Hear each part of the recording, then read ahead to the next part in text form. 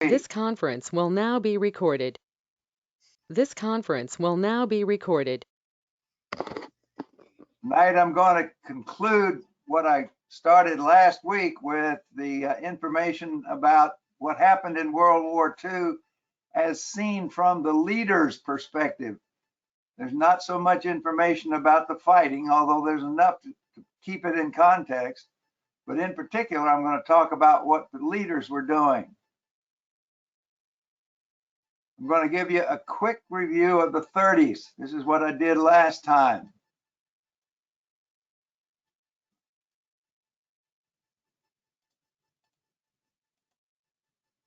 The decade was one of growing danger, and everybody saw the danger. Nobody knew what to do about it.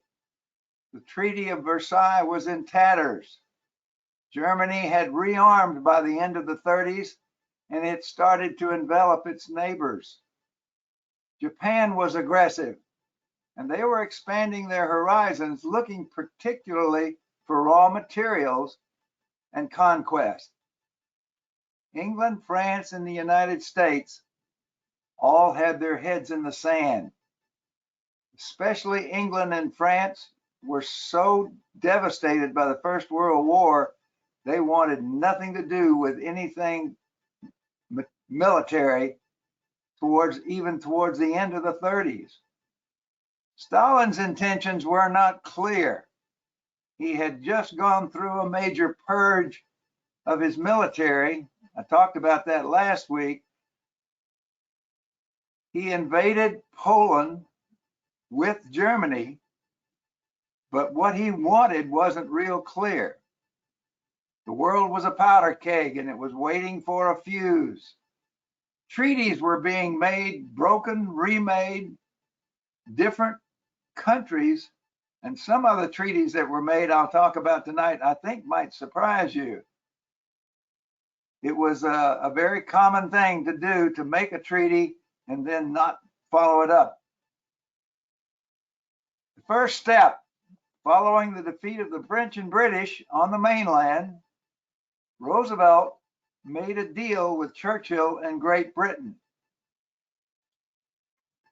On September the 2nd, 1940, now this is long before America was in the war, 50 obsolete Navy destroyers were transferred to the Royal Navy. And what he got in return were land rights on British possessions, really to build and maintain air bases. The ships that they gave up were all World War I era destroyers, but the British needed destroyers because the U-boats were already causing problems as they circled England. Here's how Roosevelt did that. He did not have an act of Congress. He used something called an executive agreement. It did not require congressional approval. He completed the transaction on his own. However, by doing that, he came under heavy attack from anti-war Americans who pointed out, rightfully so, that the agreement violated the Neutrality Acts that had already been passed. 2 months later, Roosevelt was elected to his third term. And then came the Tripartite Pact. When Germany attacked Poland, they did that on their own. The Tripartite Pact, also known as the Berlin Pact, was the agreement between Germany, Italy, and Japan. It was signed in Berlin in September of 1940. Pay attention to these dates because I'm trying to make this as sequential as I can, and every once in a while it bounces around just a little bit. But this is some time after the attack on Poland. And also, if you'll notice, Japan signed this one. They didn't sign the first agreement because they were afraid of what would happen between them and the Soviet Union. This pact was eventually joined by these countries.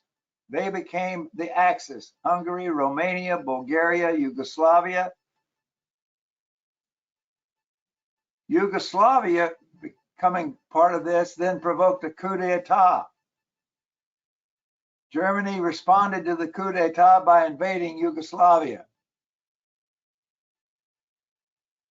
Japan, at this conference in 1940, pressed Germany to join the war. On 2nd of December 1941, now we're a year later, they wanted Germany to join their attack against the United States.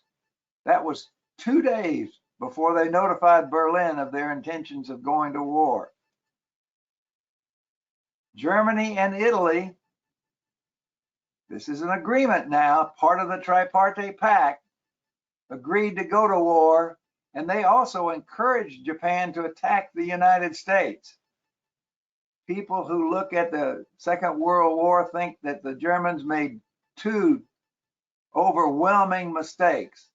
One of them was to attack Russia, and the other was to declare war on the United States. They did not have to do that.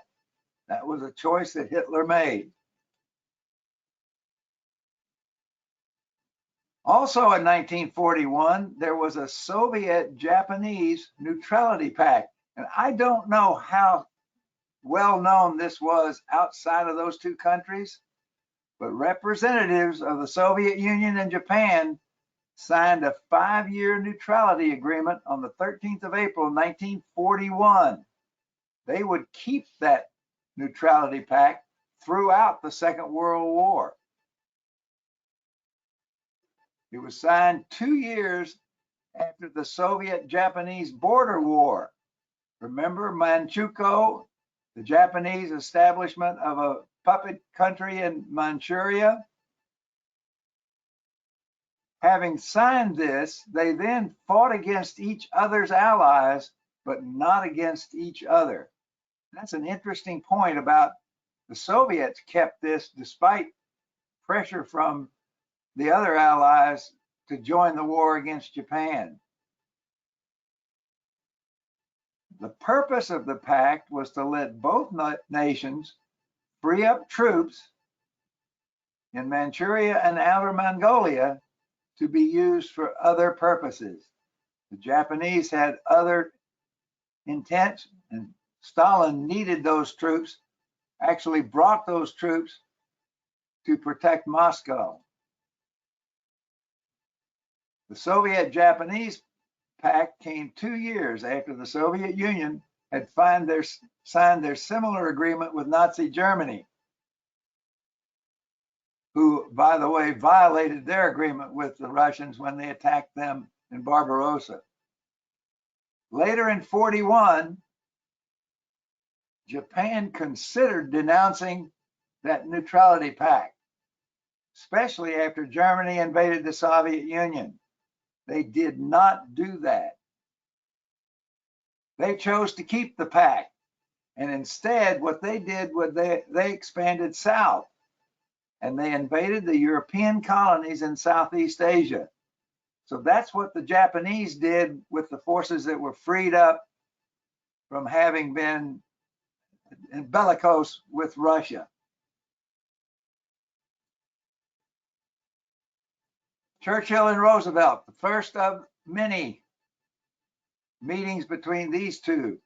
Hitler invaded Poland in September of 1939.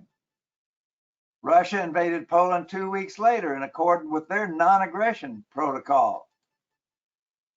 Britain and France then declared war on Germany.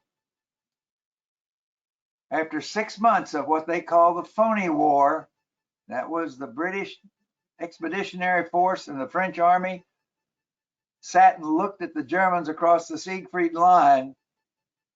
When the Germans attacked, they were defeated on the mainland. Britain was now alone. In June of 1941, Germany invaded Russia. Immediately, Russia and England formed a military alliance. On August the 12th, Roosevelt and Churchill met on a ship off Newfoundland. They were discussing issues ranging from support for Russia to threatening Japan. They saw Japan as a looming danger. And how were they going to work with Russia? They produced something called the Atlantic Charter. Now remember the dates. This is August of 1941. The United States was still neutral. Although they had a disagreement about self-determination, Roosevelt's ongoing policy was all of the countries that had been involved in being invaded, taken over, and whatnot had the right, when the war ended, to produce a self-determining legislature of their own. The British did not like it, but Churchill decided that it was wise politics to agree. They issued a statement in August of 1941, 4 months before Pearl Harbor, and it set American and British goals for the world after World War II. There would be no territorial aggrandizement. No territorial changes would be made against the wishes of the people. That was what the Atlantic Charter was all about. There would be restoration of self-government to those who were deprived of it. Now recognize Russia was not involved in this, although Russia and England by then did have a military treaty with each other. There would be reduction of trade restrictions and global cooperation. They were already looking towards conditions after the war. Roosevelt was committing a nation, not at war, to define the peace. He was clearly supporting Great Britain in the war. What was the impact of the charter? It did not go down with a fair number of people. First of all, the Axis powers interpreted the agreements as an alliance against them, particularly in Japan. In Tokyo, the charter rallied support for the militarists. It brought in Tojo, which pushed for a more aggressive approach against America and Britain. Problems also came from Germany and Japan, but also from the Allies, who had empires.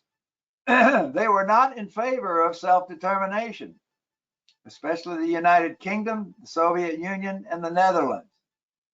So there was a pushback. The Commonwealth, now that's part of the British Commonwealth, was delighted with the principles, but they were disappointed that the US was not entering the war in August of 41. You might think this is interesting. In a speech a month later, Churchill stated that the charter was meant to apply only to states under German occupation. Sounds like the Emancipation Proclamation. It freed the slaves only in the lands that were not occupied by the Union Army. Same thing was true here. It did not apply to those that were part of the British Empire. Operation Barbarossa.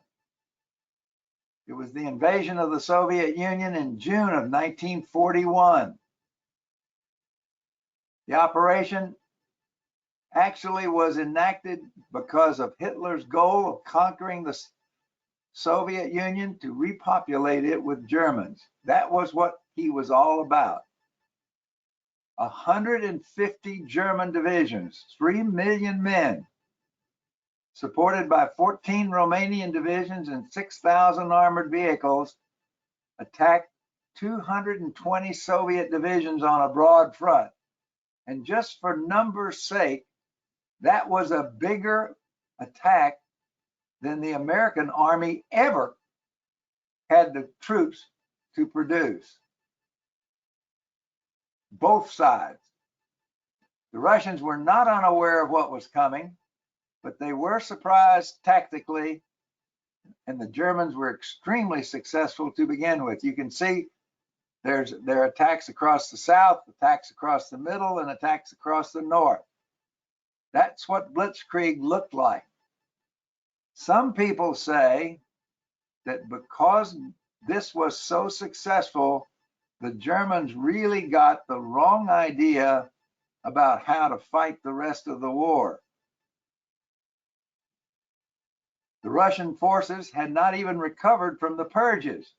They were defeated with massive casualties. December 7th, 6 months later, negotiations were actually in progress in DC. America had put some stringent requirements on the Japanese about their involvement in Southeast Asia, and so the Japanese Navy attacked Pearl Harbor. They attacked to keep the Pacific Fleet from interfering with their military actions in the Southeast Asia. They were actually involved in fighting with the UK, the Netherlands, and the United States. The Netherlands was Indonesia. 5 battleships were sunk at Pearl Harbor. Interestingly, I read the newspapers that were produced after Pearl Harbor. The first newspaper that came out said that 1 battleship was sunk. Several days later, they acknowledged that there were 2 battleships sunk. It took almost 10 days for all of the information to get to the population.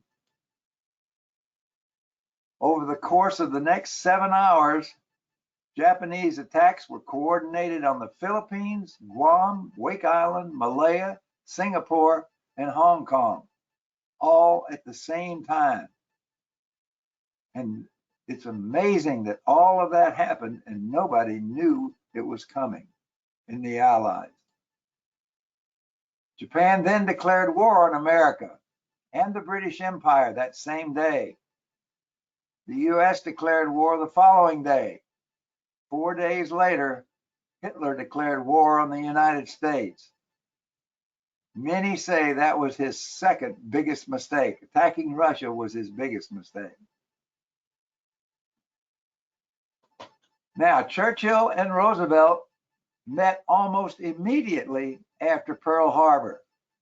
On December 22nd, Churchill came to Washington for meetings with FDR on a unified Anglo-American strategy and a future peace.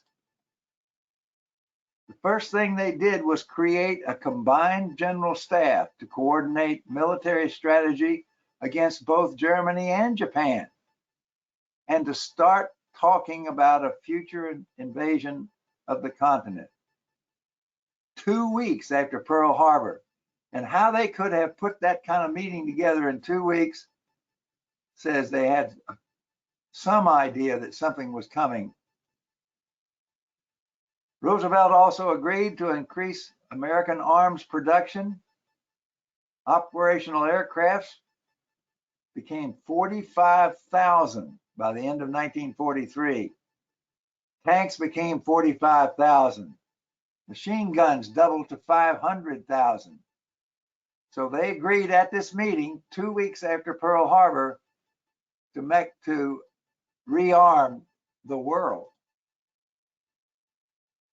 They agreed at this meeting 2 weeks after Pearl Harbor, still reeling from the attack from the Japanese, that the top priority was the defeat of Nazi Germany.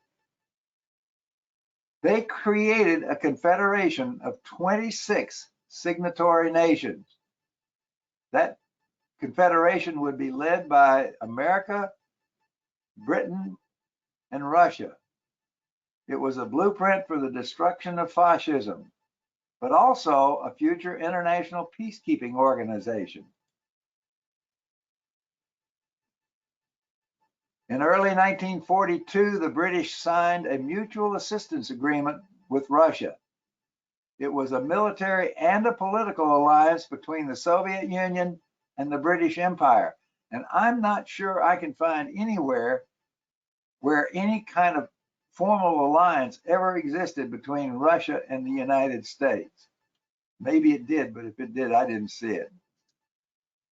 The military alliance was to last until the end of World War II. The political part of the treaty was to last 20 years. As you well know, Stalin did not honor the political part of the treaty once the war was over. One of Stalin's goals was to establish an agreement for post-war Europe, largely divided between Britain and the Soviet Union. Stalin didn't really have a whole lot of concern for all of the rest of the peoples of Europe. In exchange, Britain would receive land and permission to have naval bases and passage through the English Channel, the North Sea, and the Baltic Sea. It was signed in London in May of 1942. That followed the agreement that I talked about earlier in July of 41, that they would assist each other in fighting Germany. And this is a pretty critical piece: not seek a separate peace. All through early part of Second World War, the Allies were concerned that Stalin would form some kind of a separate agreement with Hitler. He had done that before. Next, there was a meeting between Churchill, Stalin, and Averell Harriman was there representing Roosevelt. It was the Second Moscow Conference between Churchill, Stalin, and Harriman in August. So that's 2 months after that previous statement. Stalin was telling them about what was going on the Eastern Front. The Germans were nearing the oil fields in Baku. They were nearing Stalingrad. They were nearing Moscow. They had already besieged Leningrad. And at this meeting, he pushed for a second front that fall. Stalin wanted Germany to be fighting a two-front war. Operation Sledgehammer. That's what Overlord was named 2 years before it happened. It had been considered for 1942, but abandoned. Stalin was not happy with that. He wanted some of the pressure taken off of his army. Instead, the Allies, Britain and the United States, offered Operation Torch, which was the invasion of North Africa. 1943 was offered as a possibility for that second front on the French coast. The British were still nervous that Stalin and Hitler might make a separate peace, although Stalin insisted that that would not happen. They did not part cordially. They were not getting along well in the sandbox. Operation Torch. November 42, May 43 was the Allied invasion of French North Africa. Those French colonies were formally aligned with Germany via Vichy France. The loyalties of the population weren't clear to the Americans or the British. Eisenhower planned a three-pronged attack. He was going to land at Casablanca, Oran, and Algiers.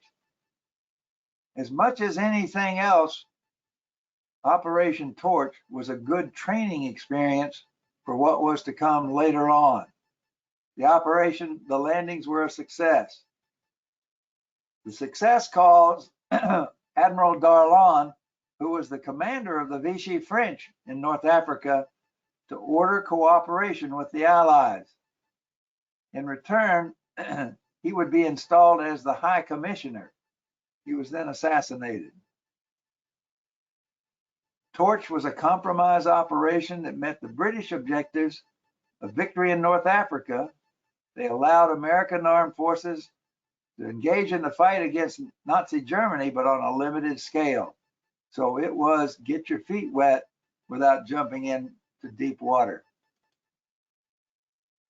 Churchill and Roosevelt then met at Casablanca. It was between FDR and Churchill. in Morocco in January 1943. Stalin was invited, but he was unable to attend. The Red Army was engaged at that time in an offensive against the German army at Stalingrad, and Stalin said he could not get away from what was going on there. The most notable development at this conference was the finalization of Allied strategy and their plans against the Axis powers for 1943. This is the year to come. They were going to concentrate forces in England for a landing sometime in France, in northern France, but first they were going to concentrate their efforts in the Mediterranean. They were going to invade Sicily and the Italian mainland. That's what Churchill wanted. They also agreed on a policy of unconditional surrender. And this is not a small thing. Remember, the First World War ended with an armistice. It did not end with an unconditional surrender. The Second World War was not going to end that way in Churchill and Roosevelt's minds. Operation Husky, that's the capture of Sicily.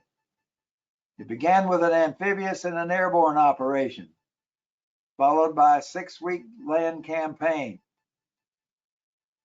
It began in July of 43 and ended 6 weeks later. Probably the most significant feature of Operation Husky was that Mussolini was toppled from power. The way was now open for the Allied invasions of Italy. At the same time, and the way the thing that I read defined it, Hitler saw this happening and decided that he needed to send troops to Italy. He abandoned his offensive at Kursk. If you remember when I talked about Kursk, one of the reasons that he did abandon it at Kursk was it was a bloodbath and it was consuming the German army and they weren't accomplishing what they set out to accomplish. That's where Manstein was so unhappy that Hitler would not let him attack again. But they had to divert forces to Italy because now the Italian army had given up and they had to divert forces there to save Italy. The collapse of Italy required German troops to replace the Italian forces in Italy. And I don't know what happened to the Italian army. I guess they were just disbanded. I don't even think that they were interred. Maybe somebody else knows something about that. Next came a meeting between Churchill, Roosevelt, and Chiang Kai-shek. It was called the Coro Conference. It happened in November of 43. And what they were doing, this is after the invasion of Husky, they were outlying the Allied positions against Japan during World War II. And they made decisions about post-war Asia. Stalin did not attend the conference. And one of the reasons was his agreement with Japan made it non-political for him to be involved in what are we going to do about Japan. FDR, who didn't want the French to return to Indochina, offered Chiang Kai-shek control of French Indochina. Chiang publicly declined. And why he declined, I don't know. The Cairo Declaration was issued in November of 43, stating that the Allies intended to continue to deploy military force until Japan's unconditional surrender. They were fighting to punish the aggression of Japan with no territorial expansion. Japan would be stripped of all of the territories that the Japanese took from the Chinese. Japan would be expelled from all territories that she had taken in Indonesia and Indochina, in Korea, That was the objective of this group in November of 43. The Italian campaign. And I've read a lot of things that said the Italian campaign was not the most effective use of resources. The invasions of Italy were amphibious landings on mainland in September of 1943. It was led by Alexander's 15th Army Group, which included Mark Clark's American 5th Army and Bernard Montgomery's 8th Army. The invasion followed the capture of Sicily. The main invasion force landed at Salerno, Operation Avalanche. There were two supporting ones. One was Operation Baytown and Operation Slapstick. And if I'm not mistaken, the right side of this was the British part. This was the American part. Fighting continued in Italy for the rest of the war. What was accomplished in Italy in terms of the war was they did build air bases here in southeastern Italy that they used to bomb the German mainland and the Romanian oil fields. Beyond that, it's not real clear what was accomplished in Italy other than getting bogged down. Next came the Tehran Conference. That was the meeting of Stalin, Roosevelt, and Churchill in November of 1943. Followed the invasion of Italy, the invasion of Iran, which had been invaded by the British and the Soviets. It was held in the Soviet Union's embassy in Tehran, and there was a great deal of disappointment in Churchill that that's where it was held, because as far as he was concerned, holding it on Stalin's home turf was a serious mistake. It was the first of the World War II conferences of the Big Three. The key topics at Tehran was Overlord, which had been put off again, what to do about Poland, post-war world order, Germany and Japan. What were they going to do with the defeated countries? FDR agreed to implement Overlord in 1944 with the understanding that Stalin would let the occupied countries choose their own future after the war. That is an understanding that Stalin did not keep. Churchill did not trust Stalin. He acceded to this agreement only because he had no real choice. Now, 1944 on the East Front. This is what was happening on the East Front. The Russians from Leningrad were attacking. They were on the offensive, and they remained on the offensive. By the end of 44, they were almost to the German border. They had made huge strides in all areas. They had captured Romania, they had captured part of Hungary, and they captured part of Bulgaria. So the Russians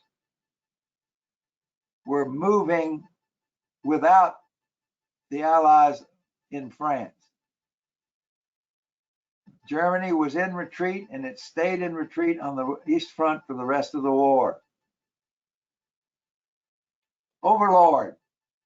That's the code name for the Battle of Normandy.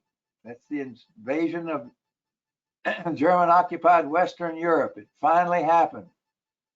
It was launched on 6 June 1944.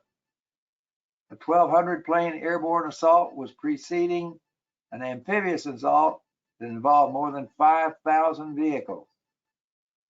Nearly 160,000 troops, American, Brits, and Canadians, crossed the English Channel on 6 June.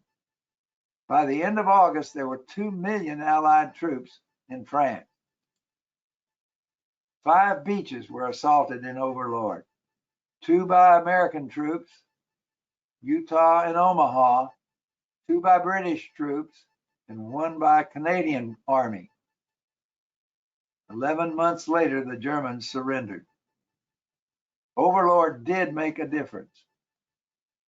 Now, I never knew this, the most historic meeting between Roosevelt and Churchill was held in the study at President Roosevelt's home in Hyde Park on September 14th, 1944.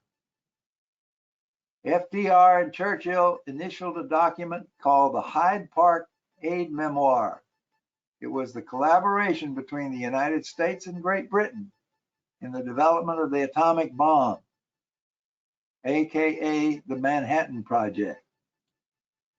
In that document, it was stated that this project would be kept secret, especially from the Russians. It also included the possibility that they would use the bomb against the Japanese. By September of 44, they did not think that they were going to have any need for it against the Germans. Yalta. The Yalta Conference was held in February of 1945. It was the second meeting of the Big Three. The purpose was to discuss the post-war reorganization of Germany and Europe. It had been preceded by a conference in Moscow in October of 44, which was not attended by Roosevelt. Churchill made a secret proposal to Stalin on a scrap of paper dividing post-war Europe into Western and Soviet spheres of influence. In other words, Churchill was not in alignment with FDR on what should happen in Europe after the war ended. The aim of this Yalta Conference was to shape the post-war peace that represented and Roosevelt was sticking to self-determination to the liberated people of post-Nazi Europe. At this conference, the United Nations was shaped. Stalin had other plans. If you can see from this picture, FDR was dying. He was not a strong influence at Yalta. Now, what were the Axis powers during all this time? At its zenith in 1942, during the Second World War, the Axis presided over territories that occupied parts of Europe, North Africa, and East Asia. What you see in red is the furthest expansion of the Axis powers. But in contrast to the Allies, there were no three-way summit meetings. Cooperation and coordination among them was minimal. They did very little to help each other. On occasions, the interests of the Axis powers were at variance with each other. I'm not sure how they communicated, but however they communicated, they did not work in conjunction with each other. The war ended in 1945 with the defeat of the Axis powers and the dissolution of their alliance. As in the case of the Allies, membership in the Axis was fluid. Some nations switched sides or changed their degree of military involvement over the course of the war. And then finally, my conclusions and summary. The conduct of the Second World War was strategically shaped by Roosevelt, Churchill, and Stalin. The main difference was Roosevelt's intention to shape a post-war self-determination for the countries that had been occupied. Churchill and Stalin intent was different. Churchill wanted to maintain the empire, and Stalin wanted to keep the conquered buffers. How that was dealt with, we know. At Potsdam, after VE Day, Truman took FDR's role, but he did not have FDR's agenda. So at Potsdam, they carved up Europe. Hiroshima occurred on August the 6th, 1945. That's when the Soviet Union declared war on Japan. Japan surrendered 2 weeks later. This is my simple analysis. Tehran won the war, but Yalta failed to secure the peace. The Cold War ensued. Any questions?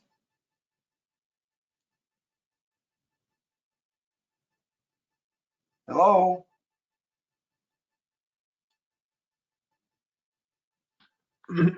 George, you know, at the time that the Japanese were talking to somebody in Washington, D.C., I don't know how high a level that was, they must have had the ships headed towards Pearl Harbor at that time. Absolutely. That was December 2nd, I think. Absolutely.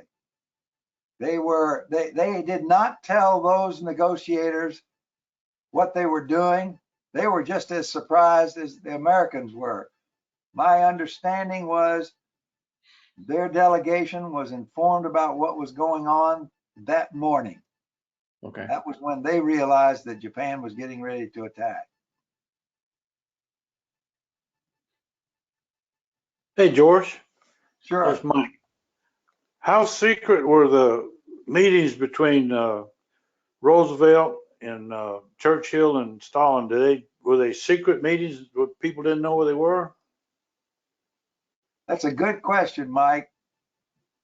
I think that the call it the documents that were prepared to represent what they agreed upon were not secret, but I suspect that a lot of the discussions, and by the way, the discussions did not just involve the leaders, it also involved the general staffs.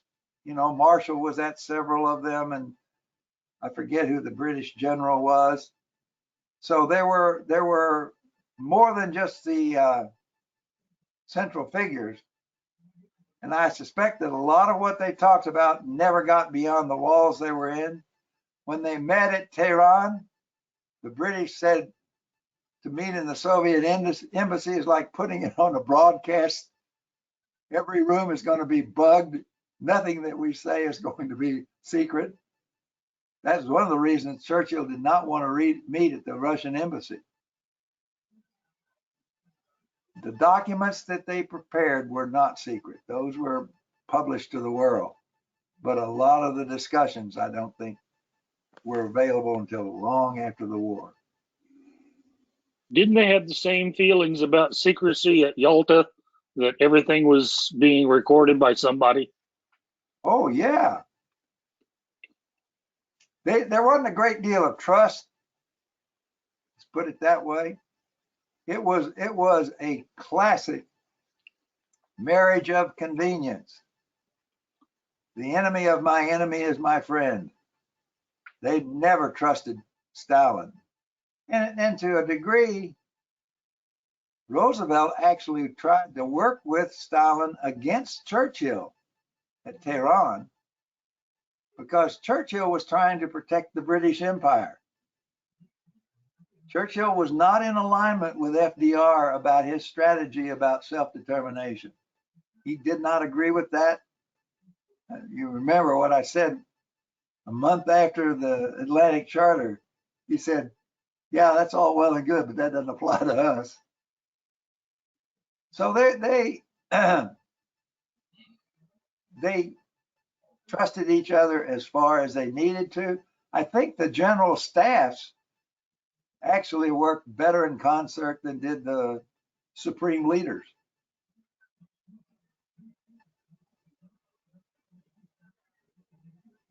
Who were some of the countries that switched sides back and forth?